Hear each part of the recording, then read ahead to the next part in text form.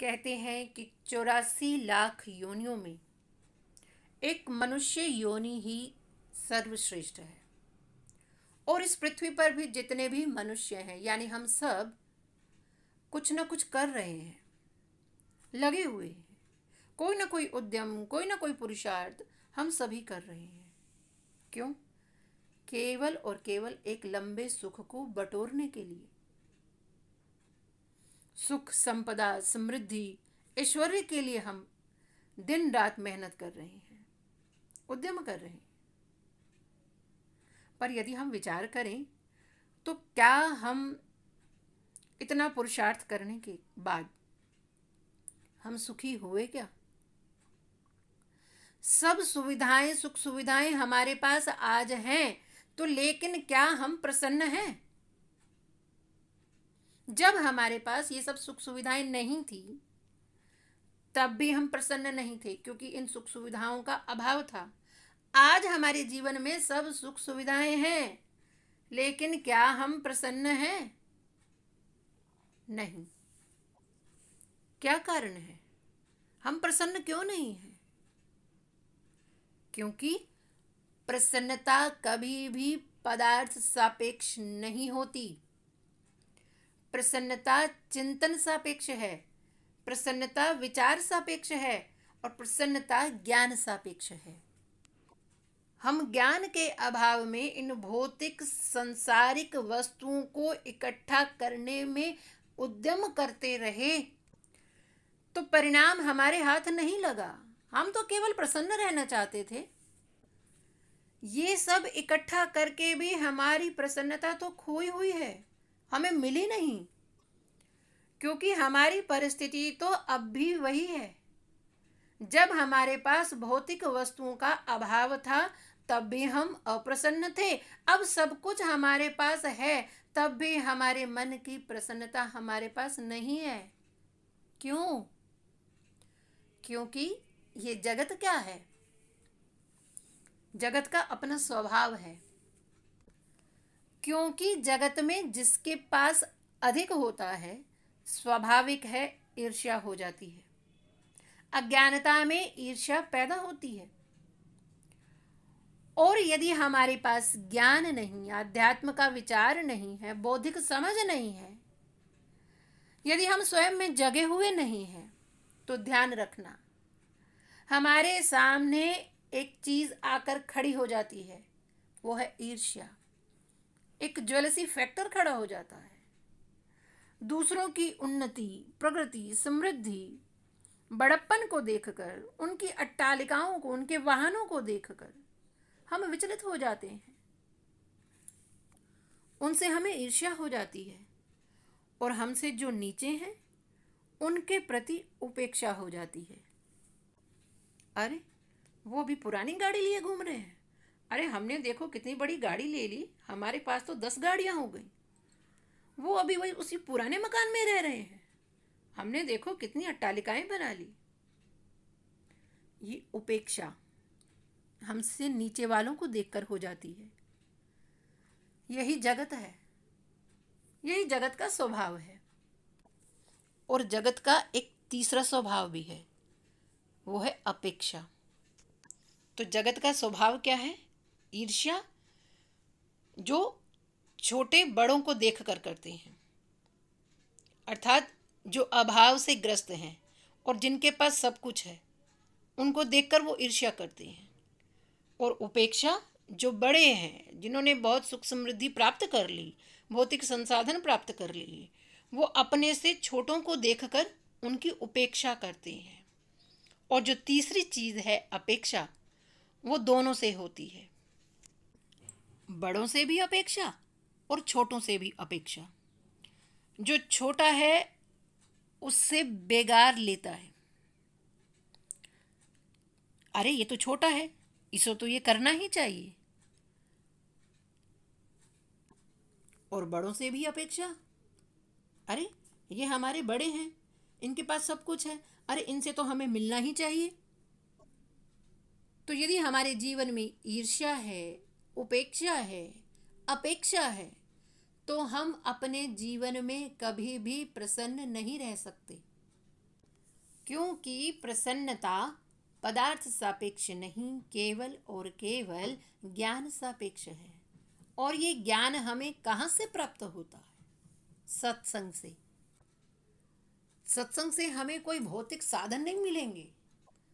सत्संग का ऐसा प्रभाव है कि वो प्रतिकूलता में भी रहना सिखा देता है।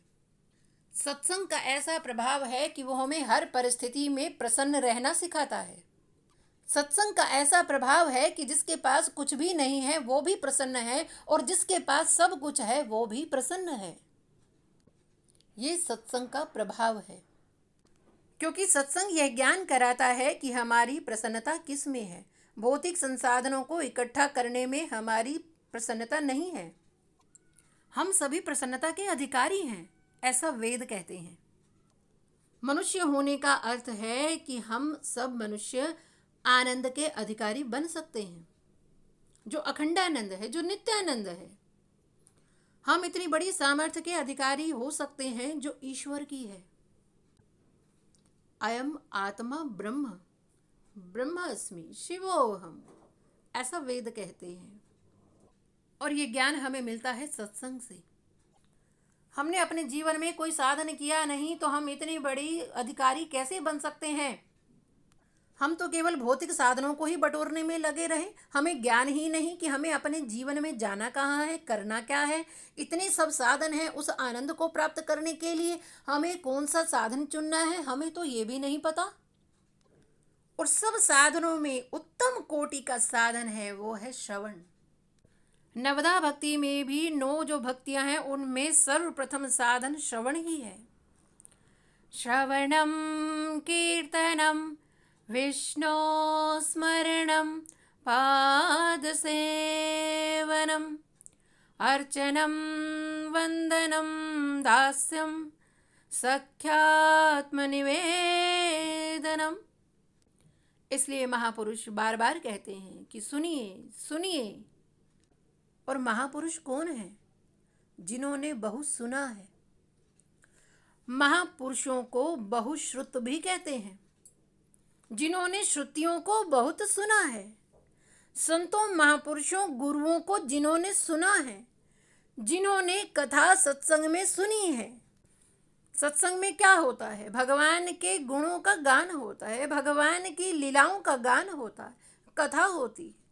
इसलिए कहा गया कथा कोई पढ़ने की वस्तु नहीं है, ये सुनने की वस्तु है। कथा श्रवण की जाती है। तो सबसे सरल साधन है इस कलयुग में, केवल कथा सुनने मात्र से ही हमारा कल्याण निश्चित है। हमारे भोलेनाथ तो इतने कथा प्रेमी हैं कि वो काकभुशुंडी जी से भी कथा सुनते हैं। नष्टो मोहा स्मृतिर्लब्धा करिष्ये वचनम तव। ये सुनना सर्वश्रेष्ठकर है। अर्जुन कहता है कि हे कृष्ण, आपके वचन सुनकर मेरा मोह नष्ट हो गया। अब मुझे पता लग गया कि मुझे करना क्या है।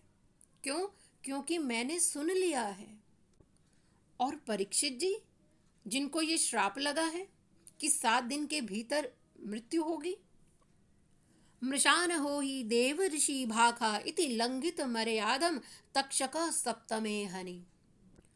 जब श्रृंग ऋषि ने ये श्राप दे दिया कि तक्षक के काटने से राजा परीक्षित की मृत्यु होगी, तो जो मृत्यु का भय था वो भी सुनकर भाग गया। क्या? कथा सुनकर। तो जिसने सुना है निश्चित है उसका कल्याण होगा ही। और गरुड़ जी का भी मोह भंग हो गया जब युद्ध में नागपाश में राम जी और लक्ष्मण जी बंधे हुए थे। तब गरुड़ जी ने ही उनको नागपाश से मुक्त किया, तो उनको भी मोह हो गया कि ये भगवान है जो स्वयं को भी अपने से बंधन से मुक्त नहीं कर सकते, उसमें भी उन्हें मेरी सहायता लेनी पड़ रही है। तो जब उनको भी मोह व्याप्त हो गया तब उनका मोह भी नष्ट हो गया जब काकभुशुंडी जी से उन्होंने कथा श्रवण की। इसलिए श्रवण का अति महत्व है। केवल और केवल श्रवण करो, श्रवण करो। चतुश्लोकी भागवत सुनकर ब्रह्मा जी के भीतर भी जो विमूढ़ता पैदा हो गई थी वो भी चली गई। इसलिए सुनना बड़ा सार्थक है। श्रीमद् भागवत महापुराण में भी दशम स्कंद में गोपी गीत में स्वयं कहा, तव कथामृतं तप्त जीवनं कविभिरीडितं कल्मषापहं श्रवणमङ्गलं श्रीमदाततं भुवि गृह्णन्ति ते भूरिदा जना। जब रास पंचाध्याय की कथा हुई थी तब हमने ये गोपी गीत भी श्रवण किया था विस्तार पूर्वक। तो जो श्रवण है वो मांगल्य पैदा करता है। सुनने से हमारे भ्रम, भय, अज्ञानता, संकोच सब मिट जाते हैं और तब हमारे हाथ लगती है क्या? प्रसन्नता, जिसका मनुष्य अधिकारी है, परम आनंद की प्राप्ति होती है। तो श्रवण हमें क्या ज्ञान कराता है कि हम हैं क्या? हम अपना सारा जीवन दूसरों को समझने में, जानने में ही लगा देते हैं। हम क्या है इसकी ओर हम उपेक्षा करते हैं। कथा श्रवण से हम अनफोल्ड होते हैं, परत दर परत हमारी खुलती जाती है। अरे हम तो अपने को देह माने बैठे थे, लेकिन कथा श्रवण से हमें ज्ञात हुआ कि अरे मैं ये देह नहीं हूँ, मैं तो चिदानंद रूप हूँ, शिवोहम शिवोहम।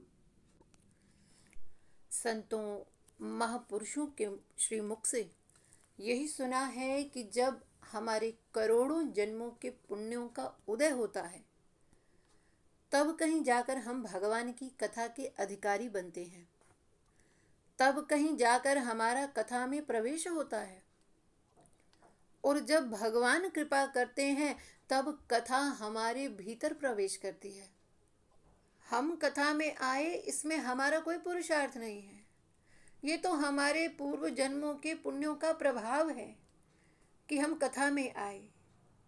और जब भगवान की कथा हमारे हृदय में भीतर प्रवेश करे तो इसमें भी हमारा कोई पुरुषार्थ नहीं है कि हम ये कहें कि हमने बड़ी सावधानी पूर्वक कथा श्रवण की इसलिए कथा हमारे भीतर प्रवेश हुई। नहीं, कथा हमारे भीतर तभी प्रवेश करती है जब भगवान कृपा करते हैं। इसलिए कथा में जब भी आए, जब भी बैठें, विनम्र भाव से केवल एक ही भाव हो कि हे प्रभु, मैं आपकी शरण में हूँ, आप मेरा कल्याण कीजिए। आपकी कथा मेरे कर्णपुटों से होती हुई मेरे हृदय में प्रवेश करे, क्योंकि कथा की ऐसी महिमा है कि श्रवण मात्र से ही जीव का कल्याण हो जाता है। हम लोग परम सौभाग्यशाली हैं कि हमें जीवन में ये लाभ मिला कि हमने अनेकों बार श्री राम कथा, श्री कृष्ण कथा, शिव कथा का हमने लाभ लिया। और ये मेरा अपना अनुभव है कि जब राम जी, कृष्ण जी और स्वयं शिव जी कृपा करते हैं तब कहीं जाकर देवी भागवत के महात्म्य की कथा श्रवण का जीव को लाभ प्राप्त होता है। महर्षि वेदव्यास जी के द्वारा रचित जितने भी पुराण हैं उन सभी पुराणों में सर्वप्रथम उस पुराण की महात्म्य की कथा आती है, क्योंकि हर पुराण की अपनी महिमा है। और हमने अनेकों बार अपने जीवन में राम कथा, श्री कृष्ण कथा का श्रवण किया तो श्री रामायण की और श्रीमद् भागवत की ऐसी महिमा है। कहते हैं कि अगर हमारे जीवन में इतना समय भी ना मिले कि हम राम कथा और श्री कृष्ण कथा सुन पाएं तो केवल एक श्लोकीय रामायण का पाठ करने मात्र से, एक श्लोकीय रामायण का केवल एक श्लोक सुनने मात्र से संपूर्ण रामायण की कथा श्रवण का फल प्राप्त हो जाता है। तो आइए हम सब भी बिना समय गंवाए एक श्लोकीय रामायण की कथा श्रवण करते हैं, संपूर्ण रामायण का श्रवण का लाभ प्राप्त करते हैं। आदो राम तपो वनादिगमनम् हत्वाम मृगकाञ्चनम् वैदेही हरिणं जटायुमरणं श्रीसुग्रीव सम्भाषणम् बालिनिर्दलनं समुद्रतरणं लङ्कापुरी दाहनम् पश्चाद् रावण कुम्भकर्ण हननम् एतदि रामायणम् एतदि रामायणम्। इस एक श्लोक में ही श्री राम जी की संपूर्ण लीलाओं का वर्णन इस एक श्लोक में ही हो जाता है। इसलिए श्री राम जी की कथा का महिमा है कि इसका केवल एक श्लोक सुनने मात्र से ही संपूर्ण राम कथा के श्रवण का फल प्राप्त हो जाता है जीव को।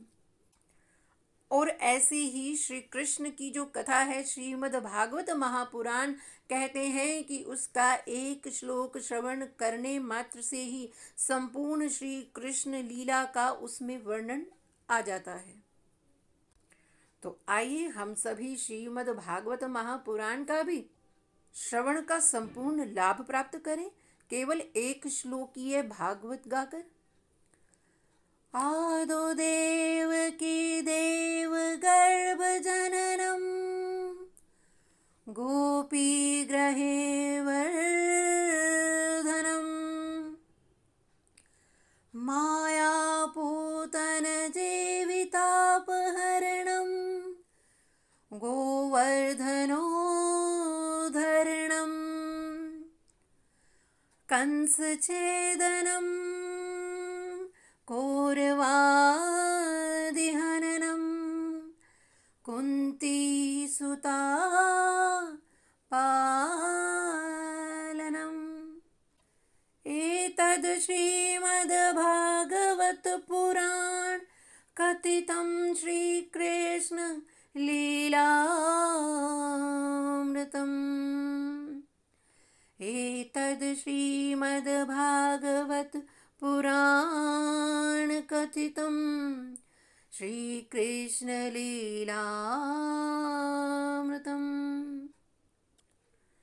और श्रीमद् देवी भागवत महापुराण की ऐसी महिमा है कि केवल एक श्लोक नहीं, केवल आधा श्लोक श्रवण करने मात्र से ही संपूर्ण देवी भागवत पुराण की कथा श्रवण का फल प्राप्त होता है।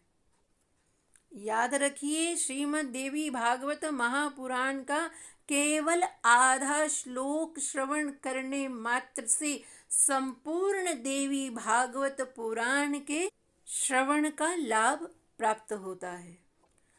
तो हम परम सौभाग्यशाली हैं कि हमें श्री राम जी की, श्री कृष्ण जी की, भगवान के भक्तों की और शिव जी की और तो और पराम्बा भगवती की भी प्रसन्नता हमें प्राप्त हो गई। क्योंकि हम सौभाग्यशाली हैं कि हमें श्रीमद् देवी भागवत के महात्म्य की कथा का लाभ के साथ साथ केवल आधा श्लोक गाने मात्र से भी हमें संपूर्ण श्रीमद् देवी भागवत महापुराण के सुनने का लाभ प्राप्त हो रहा है, अर्थात माँ पराम्बा भी हम पर प्रसन्न है। तो आइए हम देवी भागवत महापुराण के महात्म्य की कथा श्रवण करने से पहले माँ भगवती के चरणों में प्रार्थना करें।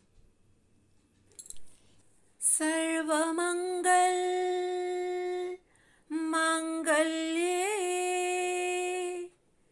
शिवे सर्वार्थ साधिके शरण्ये त्र्यंबके गौरी नारायणी नमोस्तुते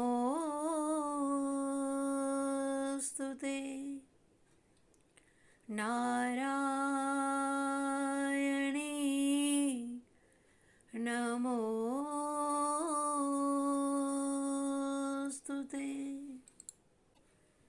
या देवी सर्वभूतेषु मारूपेण संस्थिता नमस्तस्यै नमस्तस्यै नमो नमः।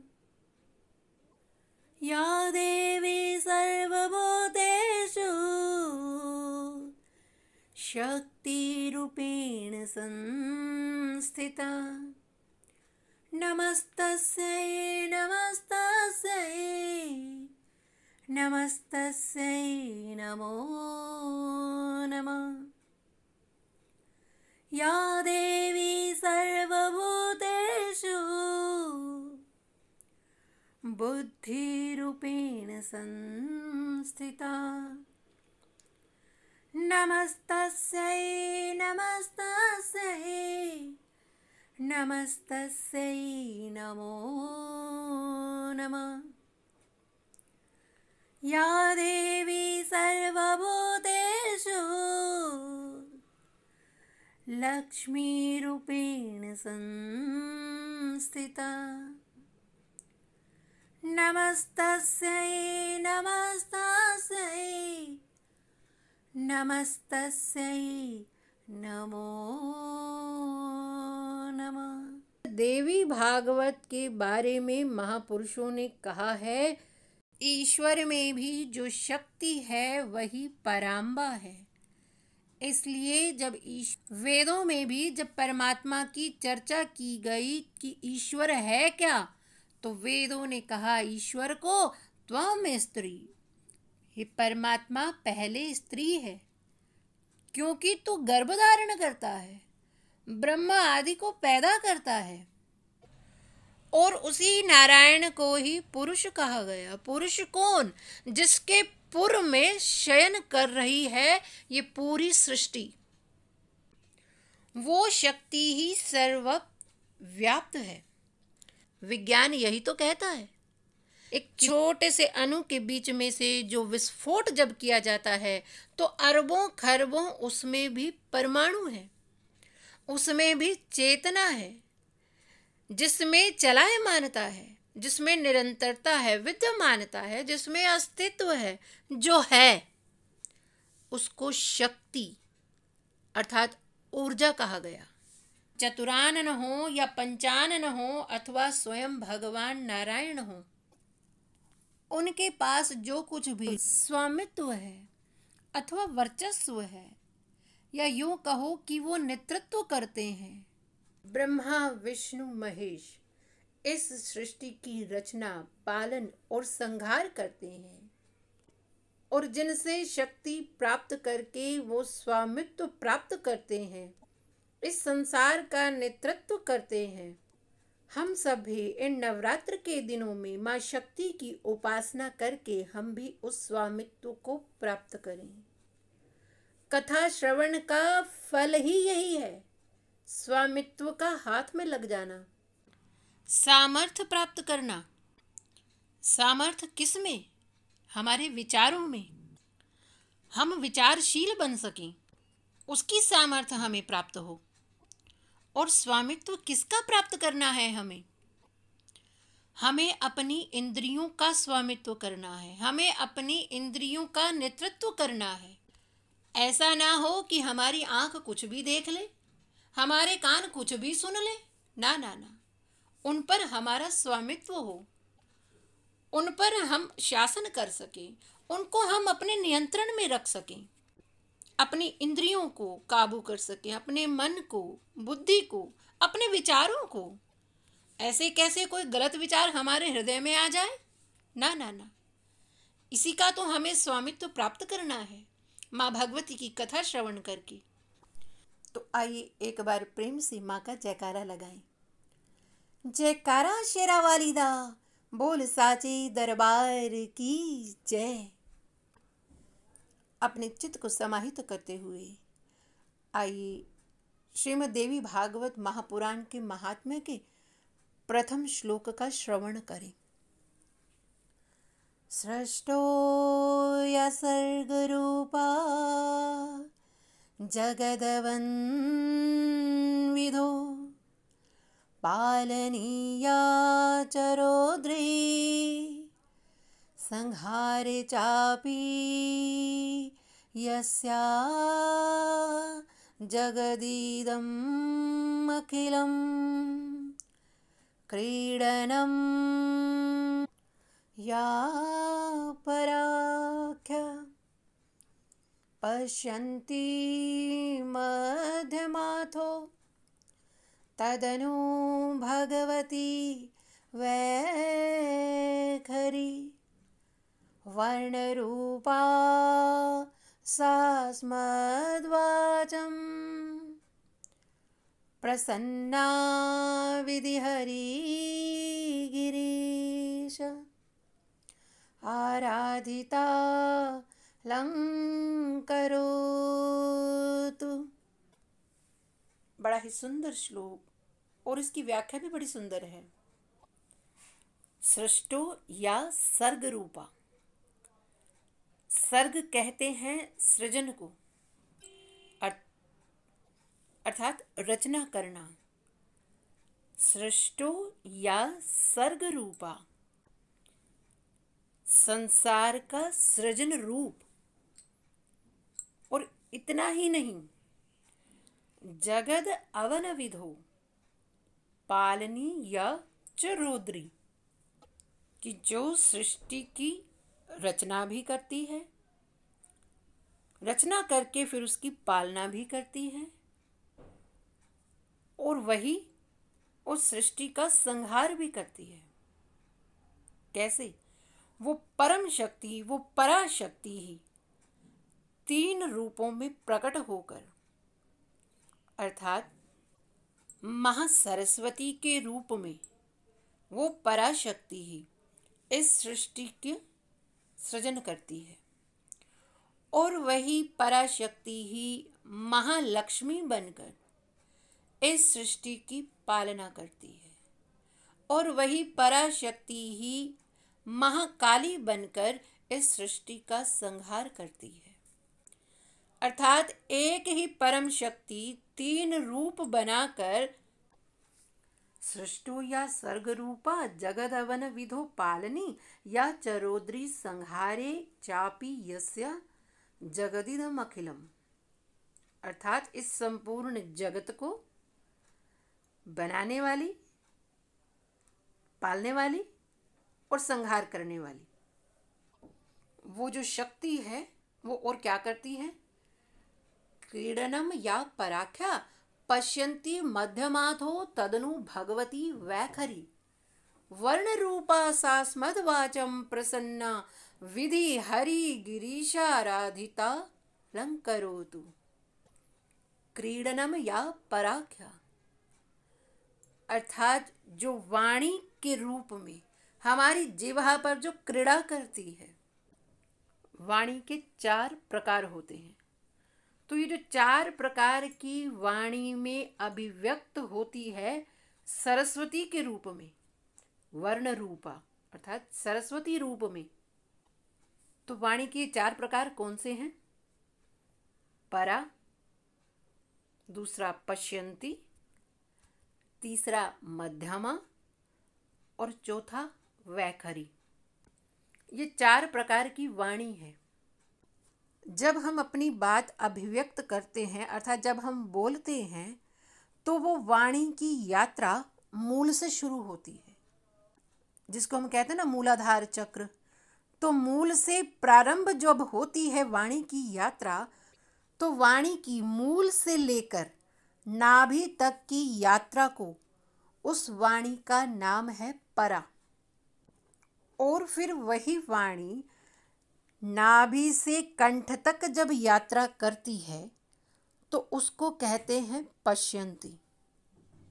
और जब वही वाणी कंठ से जिह्वा तक की यात्रा करती है उसको कहते हैं मध्यमा। और जब वो शब्द, जब वो वाणी जीभ से बाहर तक की यात्रा करती है, जब मुख से शब्द निकल ही पड़ते हैं, उसको कहते हैं वैखरी। तो अर्थ ये हुआ कि इस संसार में जो कुछ भी हो रहा है, जो कुछ भी दिखाई दे रहा है, इस जगत में जो भी चेतना है उसमें एक परम शक्ति है, और वही एक शक्ति है जिसकी वजह से हम बोलते भी हैं। हमारा बोलना भी एक चमत्कार है। हम में विचार की सामर्थ्य है, ये बड़ी बात है। हम सोच पा रहे हैं, ये बड़ी बात है। हम अपना पक्ष रख सकते हैं, अभिव्यक्त कर सकते हैं। विचार, चिंतन, कर्म की सामर्थ्य है हमारे पास। और हम केवल अच्छा बोल ही नहीं सकते, अच्छा सोच भी सकते हैं और अच्छा कर भी सकते हैं। मनसा वाचा कर्मणा, इन तीनों में जो पवित्र है अर्थात जो एक है, उनको महात्मा कहा गया। महाभारत में तो महात्मा की व्याख्या करते हुए इस ढंग से व्यास जी लिखते हैं। वो क्या कहते हैं? मनस्य एकम, वचस्य एकम, कर्मणेकम महात्मना। अर्थात जो मन, वचन, कर्म से एक है वो महात्मा है। तो ये जो परम शक्ति हमें चारों तरफ से दिख रही है, ये परम शक्ति ही तीन रूपों में बटी हुई है। ज्ञान शक्ति, दूसरा इच्छा शक्ति और तीसरा क्रिया शक्ति। तो एक शक्ति ही तीन शक्तियों में बटी हुई है, और इन तीनों शक्तियों का जब तक समावेश इकट्ठा नहीं होगा तब तक कोई कार्य सिद्ध हो नहीं सकता। जीव को कोई भी कार्य करने के लिए इन तीन शक्तियों का होना परम आवश्यक है। मान लीजिए कि हमारे पास ज्ञान शक्ति है, ज्ञान तो बहुत है, लेकिन बोलने की हमारी इच्छा ही नहीं है, तो भी कार्य सिद्ध नहीं होता। और इसके यदि विपरीत हो कि हमारी इच्छा तो हो बोलने की, लेकिन हमें उस वस्तु का ज्ञान ही नहीं है, तो हम क्या बोलें? हमारे पास क्रिया शक्ति तो है, हम कार्य करना तो चाहते हैं, लेकिन कार्य करने की हमें इच्छा ही नहीं है, उस कार्य को करने का हमें ज्ञान ही नहीं है। इसलिए तीनों शक्तियों का एक साथ होना परम आवश्यक है। इसलिए यहाँ ये बात कही कि तीनों शक्तियों का एक साथ जहाँ समावेश होगा उसी को महात्मा कहा गया। कौन महात्मा? मनस्य एकम, वचस्य एकम, कर्मणे एकम। अर्थात जो मन से अच्छा सोचता है और जो अच्छा बोलता है और जो अच्छा करता है, उसको महात्मा कहा गया। अर्थात जो भगवती रूप में जो चार प्रकार की वाणी है, अर्थात वो सरस्वती माँ हमारी जिह्वा पर विराजमान हो जाएं, हम पर कृपा करें, हम पर प्रसन्न हो। क्यों? विधि हरि गिरीशाराधिता अलंकरोतु। क्योंकि हे माँ, मैं आपकी स्तुति करना चाहती हूँ, इसलिए आप मेरी वाणी पर सरस्वती बनकर विराजमान हो जाएं, ताकि मैं आपकी स्तुति कर पाऊं। क्योंकि मुझ में वो सामर्थ्य नहीं कि मैं आपकी स्तुति गा पाऊं। क्यों? क्योंकि जिस प्रकार विधि कहते हैं ब्रह्मा जी को, हरि अर्थात विष्णु जी, और गिरीश अर्थात शंकर जी, जिस प्रकार ब्रह्मा जी, विष्णु जी और महेश आपकी स्तुति गाते हैं, उस प्रकार हे माँ मैं भी आपकी स्तुति कर पाऊं। क्योंकि ब्रह्मा, विष्णु, महेश आपसे ही शक्ति पाकर वो शक्तिमान हुए, इसलिए वो तीनों आपको भजते हैं।